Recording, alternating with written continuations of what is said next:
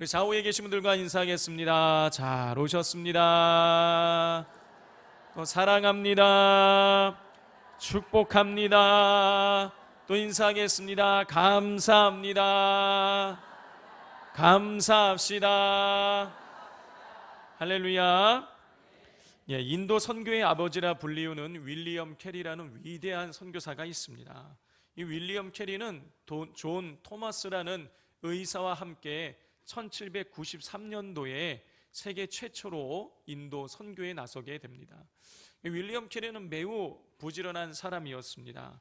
그는 아주 짧은 시간 안에 인도의 여러 지역을 다니면서 그 지방의 방언들을 활자로 만들어서 성경을 보급하기 시작했습니다.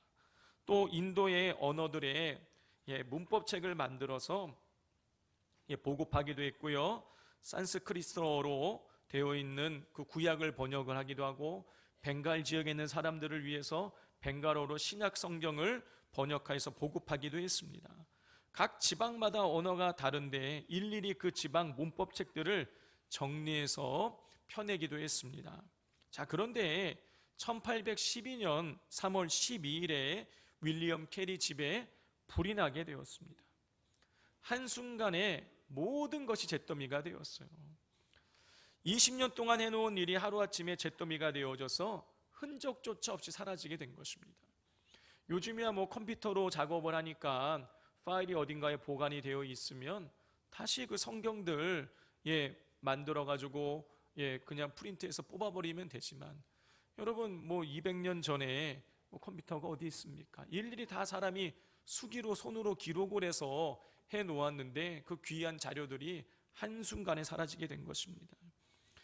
당연히 그 마음이 얼마나 여러분 아팠는지는 우리가 상상할 수가 없는 거예요. 그런데 그 잿더미 앞에서 윌리엄 캐리는 동료 선교사들을 불러 모아서 예배를 드리게 되었습니다. 그날 그가 예배를 드리면서 그는 로마서 8장 28절의 말씀을 읽었다고 합니다. 우리가 알거니와 하나님을 사랑하는 자 곧 그 뜻대로 부르심을 입은 자들에게는 모든 것이 합력하여 선을 이루느니라. 윌리엄 캐리는 그 뜻대로 부르심을 입은 자들에게는 모든 것이 합력하여 선을 이룬다라는 말씀을 읽은 뒤에 하나님이 어떻게 하실지 우리는 모르지만 모든 것이 합력하여 선을 이루게 될 것입니다 라고 그날 설교를 했다고 합니다. 이 이후에 이 윌리엄 캐리의 소식이 그의 고국인 영국에 알려지게 되었습니다. 이 소식이 전해지게 되자 영국에 있는 젊은이들이 대각성이 일어나게 되었고, 그리고 무려 3,000명이 넘는 청년들이 인도 선교를 위해서 헌신하겠다고 작정을 하게 되었습니다. 그리고 그들 중 500명이 넘는 이 청년들이 실제로 인도 땅에 와서 선교사로서 사역을 하게 되었습니다. 이들만 온 것이 아니었어요. 각계각층의 전문가들이 필요했는데 전문가들도 같이 동참해서 인도의 땅을 밟고, 그래서 이 500명이 넘는 선교사들과 각계각층의 그 전문가들이 힘을 합쳐서 20년 동안 캐리가 잃어버린 20년 동안의 일들을 단 2년 만에 다시 복구시키게 되었습니다. 성도 여러분, 20년 동안 해놓은 일이 하루아침에 불이 나서 망한 것처럼 보였지만 하나님께서는 그 일들을 통해서 인도 선교가 더 활발하게 일어나게 만들어 주셨어요. 불이 나기 전에는 불과 10명의 선교사들밖에 없었는데 불이 난 이후에 500명이 넘는 선교사들이 들어오게 되고, 그리고 전문가들이 들어오게 돼서 보다 전문적으로 영역을 세분화해서 선교를 진행해 나갈 수가 있게 되었습니다. 성도 여러분, 때로 우리 하나님이 이렇게 일하십니다. 하나님은 고난을 통해서 하나님의 뜻을 이루기도 하시고, 한 사람을 무너뜨리셔서 주변의 많은 사람들에게 믿음의 불길을 던지기도 하십니다. 또 하나님은 낮추심을 통해서 높이기도 하시고, 우리의 곡간을 비게 만드셔서 하나님 나라의 풍성함을 누리기도 하시는 것이죠. 하나님은 이렇게 역설적으로 일하실 때가 있습니다. 이런 사실을 오늘 우리가 주어진 본문을 통해서도 명확하게 확인할 수가 있어요. 우리 먼저 31절 말씀을 같이 읽어보도록 하겠습니다. 시작. 그리하여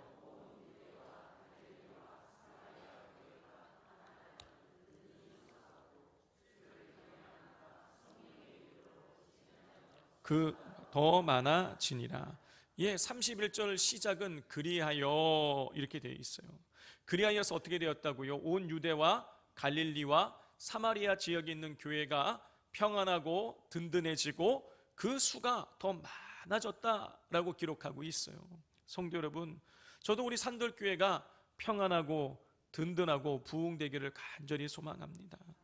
근데 우리 교회만 그걸 소망하는 것일까요? 아니에요. 전 세계에 있는 모든 교회들이 다 교회가 평안하고 든든하고 부흥되기를 원할 것입니다. 자, 그러면 여러분, 어떻게 이 유대와 갈릴리와 사마리아에 있는 교회는 평안하고 그리고 든든하고 그리고 숫자적으로도 부흥될 수 있었던 것일까요? 그 이유를 우리는 이 31절에 기록된 그리하여라는 이 단어를 통해서 찾을 수가 있습니다. 여러분, 그리하여라고 이렇게 번역된 헬라어 운이라는 이 단어는요, 이전의 내용과 이후의 내용이 밀접하게 연관이 되어 있을 때 쓰이는 단어인 거예요. 따라서 그리하여 교회가 평안하고 든든하고 부흥되었다라는 것은요, 31절 이 앞에 나오는 일들로 인해서 교회가 평안하고 든든하고 부흥되어졌다, 그런 뜻인 것이에요. 자, 그러면 31절 앞부분에는 도대체 어떤 일들이 나오고 있는 것일까요? 도대체 무슨 일 때문에 교회가 평안하고 든든하고 그리고 부흥될 수 있었던 것일까요? 여러분, 5가지 일들이 있더라고요. 첫 번째는요, 어떤 일이 있었냐? 사도들이 박해를 받았습니다. 사도행전 5장을 보면 이 사도들이 민간에서 사도들의 손을 통해서 기적과 표적이 나타나고 기록되어 있어요. 사도들이 손을 얹고 기도하자 병든 자가 나음을 입었습니다. 손을 얹고 기도하자 귀신이 떠나갔어요. 자, 그러자 예수님을 죽이는데 앞장섰던 대제사장과 그리고 사두개인들, 사내들인 공회 사람들이 이들을 시기해서 제자들을, 사도들을 감옥에 가둡니다. 자, 그런데 그날 밤에 주의 천사가 나타나, 주의 사자가 나타나서 감옥의 문을 열어주고 제자들을 탈출시켜요. 여러분, 그러면 어떻게 되는 것입니까? 도망가야 되잖아요. 그런데 제자들이 도망가지 않습니다. 성전에 가서 새벽부터 사람들에게 예수님의 이름을 증거하게 되는 것이죠. 당연히 다시 사내들인 공회에 잡혀 들어가게 돼요. 자, 그러자 사도들이, 대제사장과 사두개인들이 사도들에게 이렇게 말합니다. 사도행전 5장 40절입니다. 그들이 옳게 여겨 사도들을 불러들여 채찍질하며 예수의 이름으로 말하는 것을 금하고 놓으니. 예수님을 죽이는데 앞장섰던 이 사내들인 공회 사람들이었기 때문에 예수님의 제자들, 이 사도들을 그냥 놔두지 않았어요. 또다시 복음을 증거하자 그들을 잡아서 채찍질을 가했습니다. 그리고 다시는 예수의 이름을 말하지 말라고 협박했어요. 성도 여러분, 이 사도들이 맞은 이 채찍은요, 예수님 맞은 바로 그 채찍인 거예요. 여러분, 예수님 맞은 그 채찍을 기록을 보면은요, 여러분, 그 채찍 끝에는 짐승의 이빨, 날카로운 이빨과 그리고 발톱과 뼈 조각과 쇠 조각들이 달려 있어요. 그러니 이 채찍이 한번 몸에 탁 가면은 몸을 감는 것이, 살점을 파고들어서 때렸다가 끄집어내면 살점이 뜯어지는 것입니다. 여러분, 한 대만 맞아도 엄청난 고통이 따르는 것이죠. 그런데 이 사내들인 공회 사람들이 사도들에게 채찍질 한 번씩만 때리고 가라 그랬을까요? 그렇지 않았겠죠. 여러 대 분명히 때렸을 것입니다. 당연히 제자들의 온 몸은 채찍질로 인하여서 갈기갈기 찢어지고 피가 터져 나왔을 것이에요. 그리고 이 소식은 당연히 예루살렘의 이 도시 안에 급속하게 빠르게 퍼져나가게 되었을 것입니다. 그러니 예루살렘 사람들 중에서 예수를 믿겠다고 하는 사람들이 사라졌을 것이에요. 내가 이번 주에 한번 교회 나가볼까 생각했던 사람들도 그 마음을 굳게 닫았을 것입니다. 더 나아가서 예루살렘 교회 성도들은 자기들의 이 영적인 지도자들인 이 사도들이 예수님 때문에 채찍에 맞아 온몸이 갈기갈기 찢어진 것을 두 눈으로 보고선 그들의 믿음이 늘렸을 것이에요. 자, 두 번째, 또 어떤 일이 있었냐? 교회가 분열되어졌어요. 자, 사도행전 6장을 보면 이 예루살렘 교회가 흔들릴 만한 일들이 하나 생기게 됩니다. 그것은 무엇이냐면, 여러분, 이 예루살렘 교회에 내어 있는 헬라파 유대인 그리스도인들과 히브리파 유대인 그리스도인들 사이에 이 갈등이 있게 생긴 거예요. 여러분, 초대교회는 급성장을 했습니다. 베드로가 한 번 설교하자 3,000명, 5,000명씩 회개하고 돌이켰기 때문에 갑자기 이렇게 성도들이 많이 불어나자 이 사도들이 구제하는 대상이 너무너무 많아지게 된 거예요. 그러다 보니 어찌어찌 하다 보니 자꾸 헬라파 유대인들, 그러니까 해외에 살다가 돌아온 헬라파 유대인 과부들이 어찌어찌 하다 보니 몇 번에 걸쳐서 자꾸 이 구제에서 소외가 되게 된 것입니다. 자, 이걸 보고 헬라파 유대인들이 이 히브리파 유대인들을 원망하게 돼요. 우리 6장 1절을 보면 그때의 제자가 더 많아졌는데 헬라파 유대인들이 자기의 과부들이 매일의 구제에 빠짐으로 히브리파 사람을 원망하니.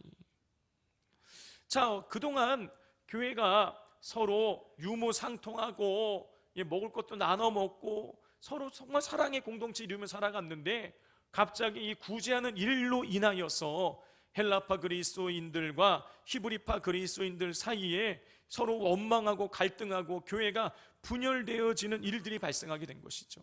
물론 이 일들은 나중에 히브리파 그리스도인들이 절대 다수를 차지하고 있는 이 교회였지만 일곱 집사, 구제를 담당할 일곱 집사를 뽑을 때에 이 히브리파 그리스도인들이 헬라파 그리스도인들을 전적으로 7명을 다 그 구제를 담당할 일곱 집사로 세움으로 아름답게 봉합은 잘 되어졌습니다. 그럼에도 불구하고 분명한 것은 예루살렘 교회가 이 일들로 인하여서 분열될 수 있는 크나큰 위기를 겪었음은 우리는 부정할 수 없는 사실인 것이죠. 자, 세 번째로 어떤 일이 있었냐? 스데반 집사가 순교를 당했습니다. 여러분, 이 초대교회 7집사 중에 한 사람이었던 스데반 집사가 은혜와 권능이 충만해서 사도들처럼 민간에 기사와 표적을 행했어요. 자, 그런데 이 모습을 또 이 유대인들이 못마땅하게 여기는 거예요. 그래서 유대인들 중에서 몇 사람이 돈을 주고 사람을 매수합니다. 그리고 고발하게 하는 거예요. 이 스데반이 사람들에게 복음을 전하다가 모세와 하나님을 모독했다라는 것입니다. 여러분, 그 당시에 모세와 하나님을 모독하면 이건 사형감인 거예요. 그런데 돈을 주고 거짓으로 그렇게 고소를 하게 만드는 것입니다. 당연히 이 스데반이 예수님 죽이는데 앞장서고 그리고 사도들을 핍박했던 사내들인 공회에 끌려가게 되었었어요. 자, 그리고 7장을 보면 결국에는 이 스데반 집사가 이들에 의해서 결국을 죽게 되는 것을 보게 됩니다. 7장 57절 58절이에요. 그들이 큰 소리를 지르며 귀를 막고 일제히 그에게 달려들어 성 밖으로 내치며 돌로 칠세 증인들이 옷을 벗어 사울이라는 청년의 발 앞에 두니라. 스데반 집사는요, 아무런 잘못한 게 없어요. 거짓 증인의 거짓 고소에 의해서 이렇게 돌에 맞아 죽게 된 것이죠. 여러분, 이렇게 그냥 감옥에 가두고 채찍맞은 정도로 끝나는 것이 아니라 사람이 죽게 되자, 예수님 믿는다는 이유로 사람이 죽게 되자 여러분, 교회의 선교가 위축될 수밖에 없는 것이죠. 자, 네 번째로 어떤 일이 있었냐? 예루살렘 교회 성도들이 박해를 받고 흩어지게 돼요. 8장 1절입니다. 사울은 그가 죽임당함을 마땅히 여기더라. 그날에 예루살렘에 있는 교회에 큰 박해가 있어 사도 외에는 다 유대와 사마리아 모든 땅으로 흩어지니라. 스데반 집사를 죽이고 난 이후에 사람들은 이제 교회에 대해서 대대적인 박해를 가하게 됩니다. 이 교회에 대한 가해진 박해는요, 매우 집요하고 잔인하게 진행이 되어졌어요. 8장 3절을 보면 사울이 교회를 잔멸할세 각 집에 들어가 남녀를 끌어다가 옥에 넘기니라. 이 사울이 주동이 된 이 박해자들은요, 이 교회 성도들의 가까운 집을 방문해서 그 집에서 예수 믿는 사람들을 남녀를 상관하지 아니하고 끌어다가 모조리 다 감옥에다가 가두었어요. 자, 이렇게 되니 예루살렘 교회 성도들은요 더 이상 예루살렘에 머물 수가 없는 것이에요. 그래서 아까 우리가 8장 1절을 보면은요, 사도들을 제외하고는 예루살렘 교회 성도들이 다 유대와 사마리아 지역으로 흩어졌다고 기록이 되어져 있어요. 교회가 초토화가 된 거예요. 교회가 완전히 위축되고 전도의 문이 완전히 굳게 닫힐 수밖에 없는 상황이 발생하게 된 것이죠. 자, 이제 마지막 다섯 번째로 어떤 일이 있었냐? 교회의 박해가 이제 예루살렘에서만 머물지 않고 교회의 박해의 범위가 더 확장되게 되었다라는 것입니다. 여러분, 이미 살펴본 것처럼 사울이 예루살렘 교회 성도들의 집을 다 찾아다니면서 감옥에다 갖다 쳐넣었어요. 자, 그러자 성도들이 예루살렘을 빠져나와서 유대와 사마리아 지역으로 퍼져나가게 되는 것이죠. 그리고 퍼져나가서 그들이 머무는 곳곳마다 복음을 전하게 되는 것입니다. 상황이 이렇게 되자 사울이 가만히 있을 수가 없었어요.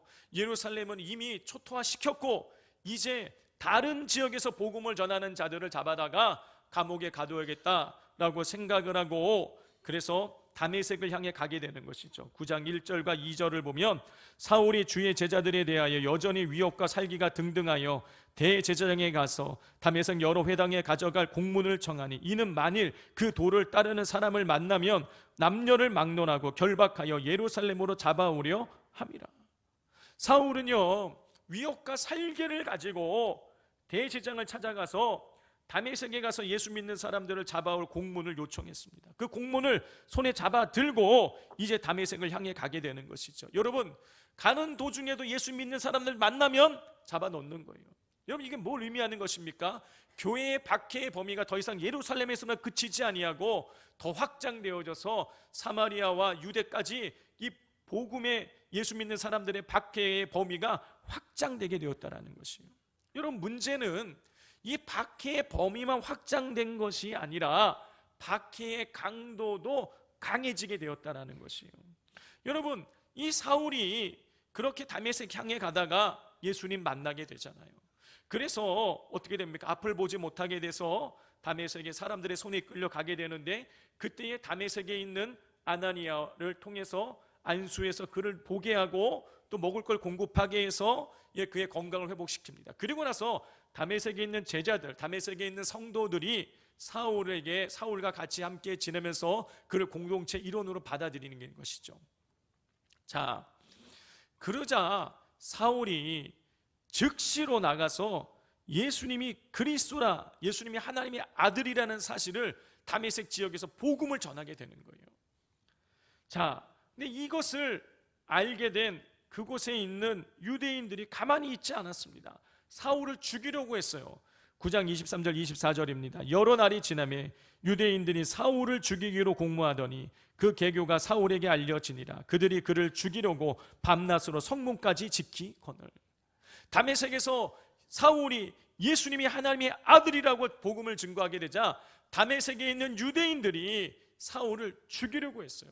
그래서 어떻게 하느냐, 이 다메섹에 있는 성도들이 사울을 광주리에 담아서 끈을 매달아 가지고 성 밖으로 탈출을 시키게 됩니다.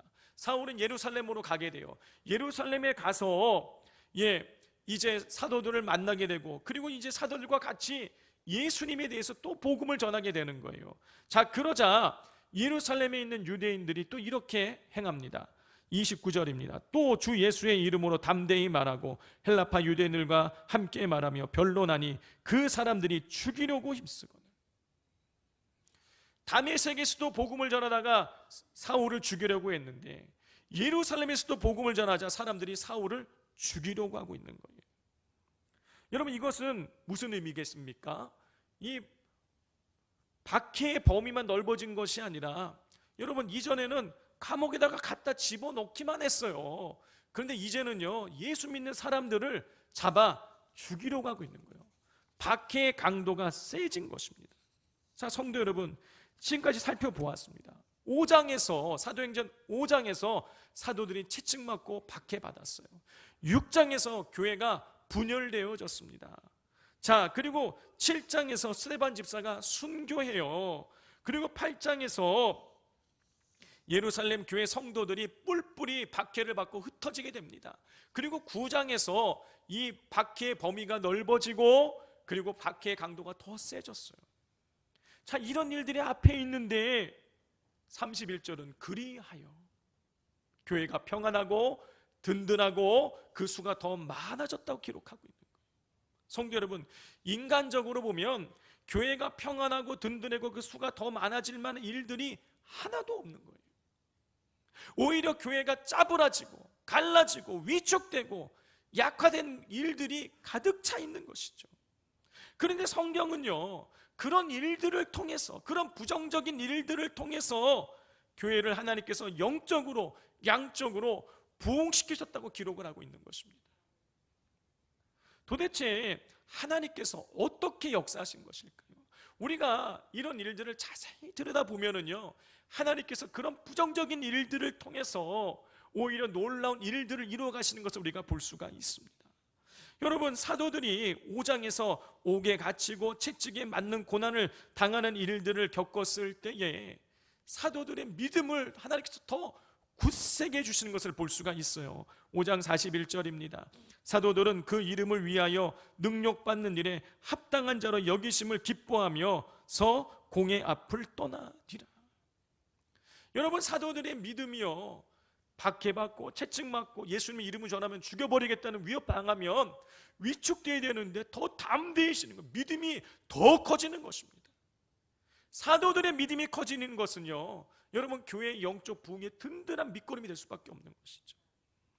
또 교회가 구제하는 일로 인하여서 히브리파와 헬라파가 서로 갈등을 겪게 되었을 때에 사도들은요, 구제하는 일을 전담한 7 집사를 뽑게 돼요. 그리고 나서 사도들이 그동안은 구제하느라고 정신이 없었는데 이제 본질적인 사역에 집중을 하게 됩니다. 6장 4절과 7절이에요. 우리는 오로지 기도하는 일과 말씀 사역에 힘쓰니라 하니 하나님의 말씀이 점점 왕성하여 예루살렘에 있는 제자의 수가 더 심히 많아지고 허다한 제사장의 무리도 이 도에 복종하니라. 이 갈등이 일어나지 않았다면 아마 제자들은요, 계속해서 그 수천 명, 수만 명의 사람들을 구제하느라고 기도도 못하고 말씀도 제대로 가르치지 못했을 거예요. 여러분, 본질을 잃어버리게 되는 것이죠. 그런데 그 갈등이 일어남으로 말미암아 그것을 사역을 감당할 7 집사도 세우게 되고, 그리고 사도들은 기도와 말씀을 사역이라는 이 본질에 집중하게 되어짐으로 말미암아 교회가 제자의 수가 더 심히 많아지게 되어지는 일들이 일어나게 되는 것입니다. 스데반 집사가 순교했을 때는요, 그 스데반 집사의 순교로 인해서 복음이 확산되는 거예요. 8장 3절과 4절입니다. 사울이 교회를 잔멸할새 각 집에 들어가 남녀를 끌어다가 옥에 넘기니라. 그 흩어진 사람들이 두루 다니며 복음의 말씀을 전할세. 스데반 집사가 순교하기 이전까지는요, 복음이 예루살렘 안에만 머물러 있었어요.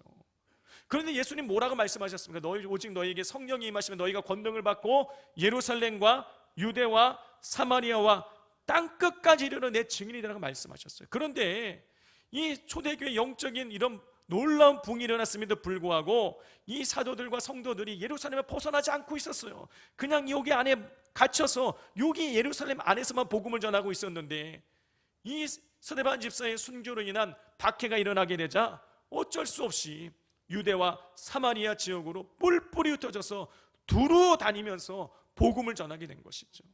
복음의 확산이 스데반 집사의 순교로 인해서 일어나게 된 것입니다. 자, 마지막으로 하나님께서는요, 교회에 대한 박해의 강도를 강하게 하셔서 땅끝까지 복음을 전해지는 계기를 만들어 주셨습니다. 9장 29절 30절을 보면 또 주 예수의 이름으로 담대히 말하고 헬라파 유대인들과 함께 말하며 변론하니 그 사람들이 죽이려고 힘쓰고 제 형제들이 알고 가이사랴로 데리고 내려가서 다소로 보내니라. 자, 유대인들이 예루살렘에서 복음을 전하는 이 사울을 그냥 감옥에 가두려고 한 것이 아니라 강도를 높여서 죽이려고 했어요. 자, 이렇게 되자 더 이상 이 사울이 예루살렘에 머물 수가 없는 거예요. 그래서 예루살렘 교회 성도들이 사울을 빼내서 가이사랴라는 지방으로 보내게 됩니다. 그런데 이 지금 가이사랴도 지금 이 박해의 그 영역 안에 들어와 있기 때문에 거기서도 있을 수가 없어서 어떻게 되느냐, 사울의 고향인 이방 땅에 있는 다소라는 지역으로 피신을 시켜요. 자, 그래서 사울은 다소 자기 고향에 가서 몇 년을 있게 되느냐, 여러 자료를 종합을 해보면 다소에서 무려 13년의 세월을 보내게 됩니다. 여러분, 13년의 세월을 이방 땅, 예루살렘 유대, 사마리아, 이스라엘 땅에 거한 게 아니라 이방 지역에서 14년을 머물게 있게 되는 거예요. 여러분, 그 13년 동안 사울이 어떤 일을 했는지 성경은 기록하고 있지 않습니다. 그러나 우리가 한 가지 너무나도 쉽게 유추할 수 있는 것은 뭐냐면, 이 사울이 나중에 자기가 하는 말, 하나님께서 나를 이방의 사도로 부르셨다라는 이 고백을 우리가 보면은요, 사울이 이방 지역에 머물면서 하나님께서 이방 땅에, 지금 예루살렘, 유대, 사마리아 지역은 더 이상 복음을 전하기가 어렵게 되었으니까 나는 이방 지역을 위해서 복음을 전해야겠다는 그런 마음을 품게 됐던 것이죠. 그래서 이 예루살렘과 유대와 사마리아까지는 예루살렘 교회 성도들을 통해서 복음이 전해졌지만 땅끝을 향해서 복음이 전해지지 못하고 있었는데, 이 사도 바울을 통해서 이 사도 바울이 이방의 이 선교를 위해서 헌신하게 됨으로 말미암아 이 복음이 이 아시아 지역, 유럽 지역 땅끝을 향해서 퍼져나갈 수 있게 되어진 것이죠.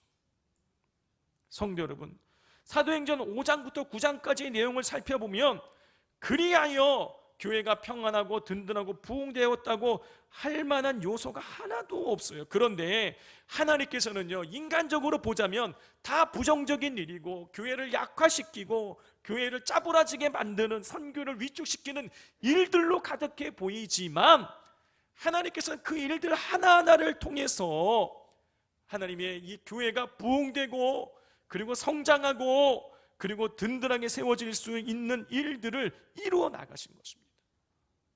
부정적으로 보이는 그 일들을 뒤집으셔서 교회가 평안하고 든든하고 성장할 수 있는 발판을 만들어 주신 것이, 성도 여러분, 하나님께서는요 때로 이렇게 역설적으로 일하십니다. 우리가 보기에는 부정적으로 보이는 그 일들을 통해서 하나님은 하나님의 일들을 묵묵히 이루어 나가시는 것이죠.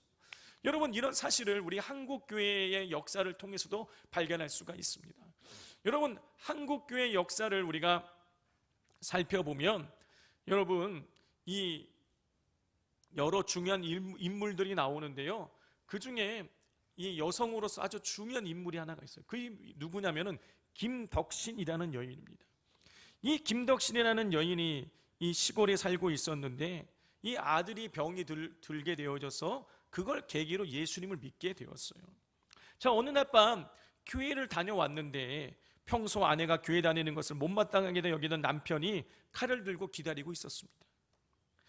남편은 성경을 들고 있는 아내의 손을 보고는 손을 잘라버리겠다고 협박했어요. 그래도 성경을 내려놓지 않자 이 남편은 아내를, 김덕신 이 여인을 심하게 폭행해서 정신을 잃게 만들었습니다. 자, 그처럼 모진 그 박해를 받는 김덕신의 사정을 들은 이 동네에서 같이 예수 믿는 동네 여인들이 이 김덕신 집을 방문하게 된 것이죠. 그리고 함께 모여서 기도를 하게 되었어요. 이 가정을 위해서.